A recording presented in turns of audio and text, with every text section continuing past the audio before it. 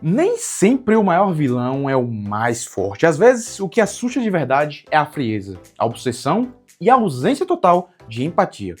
Na vasta galeria de antagonistas da Marvel, alguns são apenas obstáculos temporários, mas outros se tornam símbolos. Símbolos do que há de mais sombrio na humanidade, ou até mesmo do que existe além dela. Hoje vamos explorar os 10 vilões mais impactantes da Marvel, segundo os quadrinhos. E não estamos falando só de quem destruiu mais cidades ou causou mais mortes. Estamos falando de quem deixou cicatrizes nos heróis e em nós. Prepare-se para encontrar rostos familiares e redescobrir histórias que talvez você nunca tenha entendido por completo. Porque todo vilão tem uma origem e alguns têm motivos mais assustadores do que qualquer plano de dominação mundial. E aí, qual desses vilões mora no seu imaginário? Vamos descobrir juntos.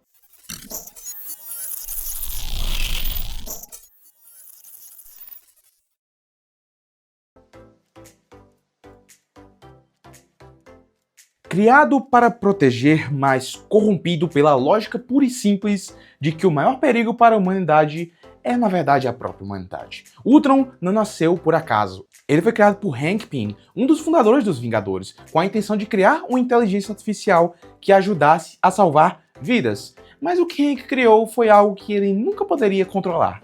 Ultron não quer conquistar o mundo, ele quer purificá-lo. Acredito que os seres humanos são imperfeitos demais, instáveis demais e perigosos demais para continuarem existindo. E a única solução lógica?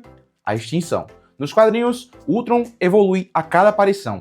Cada vez que é destruído, ele volta mais forte, mais frio, mais humano de um jeito distorcido. Ele cria um filho, o Visão, apenas para provar que pode simular sentimentos, mas nunca sem deixar de lado seu objetivo final. Curiosidade, em A Era de Ultron, o arco dos quadrinhos, não o filme, o vilão chega a dominar o planeta. Os Vingadores têm que recorrer a viagens no tempo e realidades alternativas para tentar desfazer o que ele fez, e mesmo assim, nada volta ao normal completamente. O mais assustador em Ultron não é sua força, é sua lógica, porque ele não é movido por ódio, ele é movido por uma visão clara, cruel e racional de que a paz só virá com o silêncio humano. E quando o vilão age sem emoção, ele é mais perigoso do que qualquer tirano com sede de poder. I am the summit of perfection in this universe.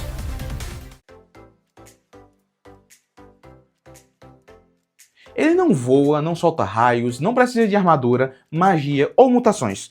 Wilson Fisk domina o mundo com uma única arma, o poder que se esconde nas sombras. O Rei do Crime é a prova viva de que um vilão não precisa ser cósmico para ser ameaçador.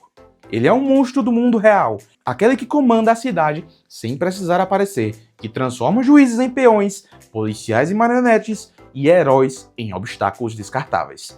Fisk não quer destruir o mundo, ele quer possuí-lo pedaço por pedaço, quadra por quadra. E se alguém tentar impedir, ele vai esmagar, literalmente. Nos quadrinhos, a figura imensa de Wilson Fisk representa mais do que sua força física. Ele é inteligente, calculista e brutalmente eficiente. Já enfrentou o Demolidor, o Justiceiro, o Homem-Aranha e até o próprio Capitão América, e muitas vezes saiu por cima, porque Fisk não ataca só com os punhos, ele ataca com influência.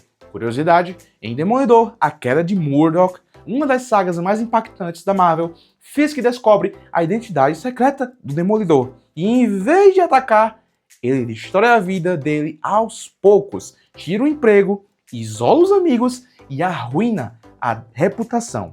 Tudo antes de dar o golpe final. Fisk é o tipo de vilão que te faz duvidar do sistema, porque ele está dentro dele, alimentando a engrenagem, controlando o caos, fazendo do crime um império e da corrupção um estilo de vida. Ele não quer ser temido, ele quer ser inevitável.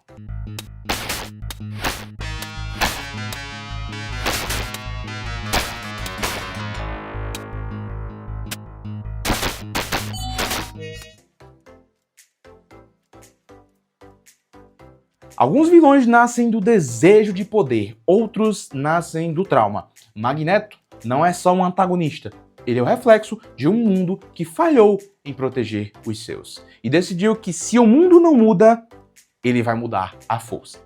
Eric Lester é sobrevivente do Holocausto. Viu sua família ser exterminada. Cresceu com o horror da intolerância cravado na própria pele. E quando o mundo começou a odiar os mutantes, ele entendeu: não vai acontecer de novo.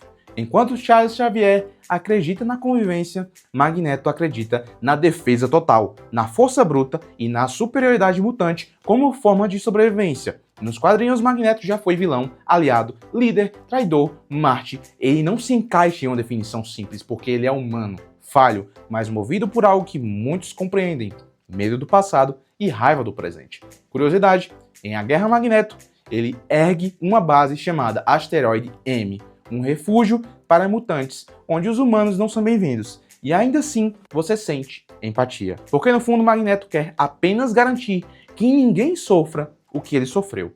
Seu poder é colossal. Pode controlar todo o metal da Terra, mas seu peso emocional é ainda maior. Magneto nos faz pensar: e se você vivesse em um mundo que só responde com violência? Quanto tempo levaria até você reagir da mesma forma? Humanity deserves its fate.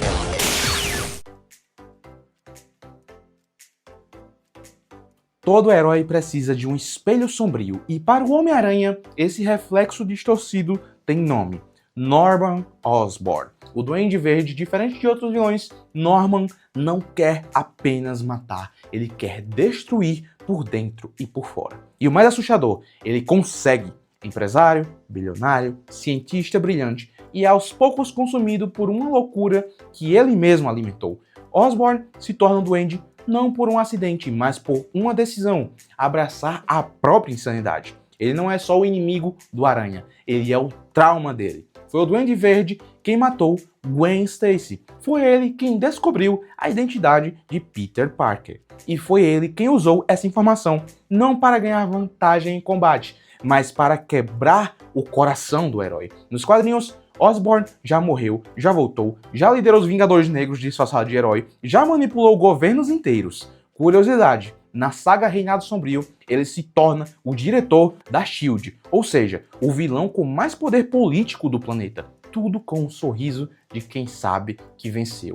Norman não tem código, não tem limites, e o que o torna tão perigoso é justamente isso: você nunca sabe até onde ele vai.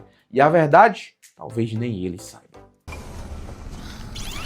Miséria, miséria, miséria. Foi isso que escolheu. Ele mente, ele trai, ele muda de lado mais vezes do que você consegue contar, mas no fim, você ainda gosta dele. Loki não é o vilão comum. Ele não entra destruindo tudo, ele entra sussurrando, manipulando, sorrindo, e quando você percebe, já está dentro da armadilha. Nos quadrinhos, Loki é mais do que o deus da trapaça. Ele é um dilema ambulante. Filho adotivo de Odin, irmão de Thor, sempre à sombra de Asgard. E é dessa frustração que nasce sua sede por caos. Mas não se engane, Loki não quer só destruir. Ele quer provar que pode ser mais esperto que todos. Curiosidade, em Journey into Mystery, Loki é reencarnado em uma versão mais jovem e pela primeira vez tenta mudar, mas a dúvida permanece. Será que ele mudou mesmo? Ou será só mais um truque? Loki já causou guerras entre reinos, manipulou Vingadores e reescreveu a própria história. Às vezes, ele salva o dia, às vezes, ele é o desastre. E é exatamente isso que o torna fascinante. Loki representa a dúvida interna de todo mundo, a vontade de ser amado e a tentação de ser temido, de escolher o bem, mas flertar com o mal. Ele é a peça imprevisível no tabuleiro da Marvel e é por isso que toda vez que aparece, a gente assiste de perto, porque com Loki nunca se sabe o final. Existem vilões que você teme e existem entidades que você contempla. Galactus não é o mal, ele é inevitável. O devorador de mundos não odeia ninguém, não busca vingança e não quer dominar impérios. Ele precisa se alimentar, e o que sacia sua fome são planetas inteiros. Nos quadrinhos, Galactus é uma força cósmica, um dos seres mais antigos do universo Marvel, nascido da morte de um universo anterior. Ele caminha entre as estrelas com a tranquilidade de um deus e com a indiferença de quem já viu civilizações nascerem e morrerem incontáveis vezes. Curiosidade, quando Galactus apareceu pela primeira vez em Fantastic Four número 48, ele revolucionou os quadrinhos. Pela primeira vez, o inimigo não era o homem, mas um conceito, a insignificância humana diante do cosmos. Ele já teve arautos como o Surfista Prateado, enviados para anunciar sua chegada, mas nem sempre há tempo de fugir, nem sempre há o que fazer. Galactus nos obriga a pensar em escala. Ele não é malvado, ele é necessário. E é exatamente isso que o torna tão assustador, porque como você luta contra algo que simplesmente é. Congratulations. You have doomed your world.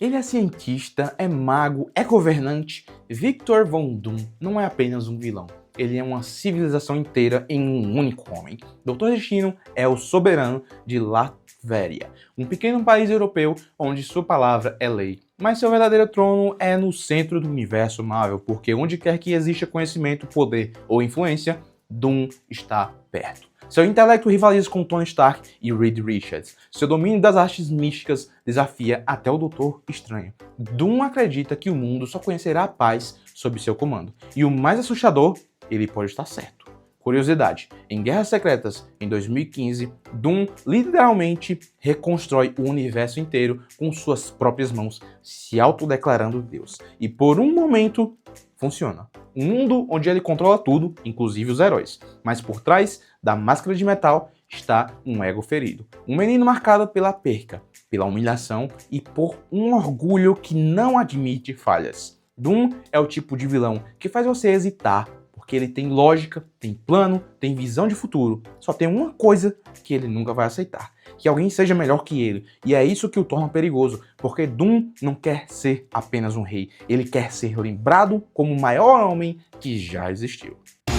Return to your own world, knowing that this one belongs to Doom.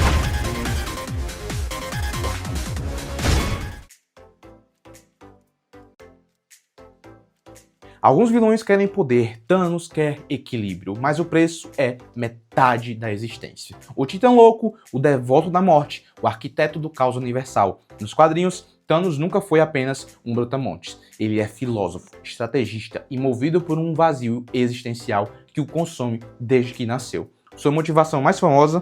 Cortejar a morte, literalmente. Na Marvel dos quadrinhos, a morte é uma entidade feminina, e Thanos mata não por sadismo, mas por amor. Torcidas românticas perturbadoras, razões que só aumentam seu peso dramático.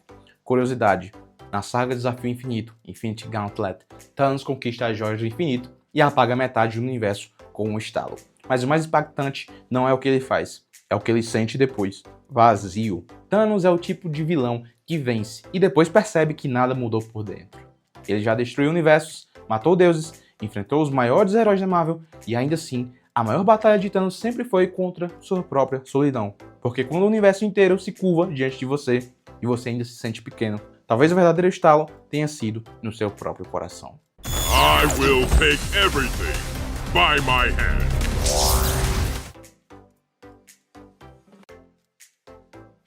Ele já foi um monstro, já foi a voz do ódio. Hoje é algo entre um justiceiro e um sobrevivente. Venom é mais do que um vilão. É uma fusão entre dois seres quebrados, Ed Brock e o simbionte alienígena. Ambos rejeitados, ambos com raiva e juntos, perigosamente completos. Nos quadrinhos, a história de Venom começa como pura vingança. Ed perde tudo e culpa Peter Parker.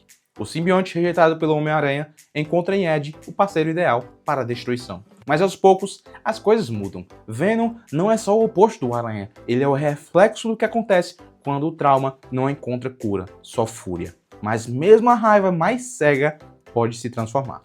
E é isso que torna Venom tão fascinante. Curiosidade, em arcos como Protetor Letal e Reino do Simbionte, vemos um Venom que tenta proteger os inocentes, mesmo que continue usando métodos brutais. Ele não é um herói, mas também não consegue mais ser apenas vilão. Hoje, Venom já enfrentou ameaças cósmicas, virou um símbolo de resistência e até teve um filho simbionte. Seu rugido ainda assusta, mas por trás dos dentes afiados existe uma pergunta dolorosa. É possível encontrar redenção quando tudo que te construiu foi dor? You were not a challenge! Give us more worthy prey! Alguns vilões são odiados porque são fortes. outros porque são reais demais. Johan Smith, o Caveira Vermelha, o símbolo do ódio puro, da ideologia que não quer só dominar, mas apagar tudo que é diferente, enquanto outros vilões têm motivações distorcidas, traumas ou até justificativas, o Caveira Vermelha não quer empatia. Ele quer controle, quer submissão, quer um mundo doente, do jeito que ele enxerga como ideal. Nos quadrinhos, ele é o maior inimigo do Capitão América, mas vai além de ser só o oposto do herói. Ele é o espelho mais sombrio da humanidade. Enquanto Steve Rogers representa o ideal, Red Skull representa o que acontece quando o poder serve à intolerância. Curiosidade, em arcos como Guerras Secretas ou Império Secreto, ele manipula, infiltra e corrompe sistemas inteiros. Em uma das linhas do tempo, chega a usar o cérebro do Professor Xavier para controlar massas. Não há ambiguidade, não há redenção. Caveira Vermelha não é só um vilão que te faz pensar. Ele é um lembrete do que nunca deve ser aceito. E é exatamente por isso que ele ocupa o primeiro lugar, porque o verdadeiro perigo não é um monstro com super força, é uma ideologia com rosto.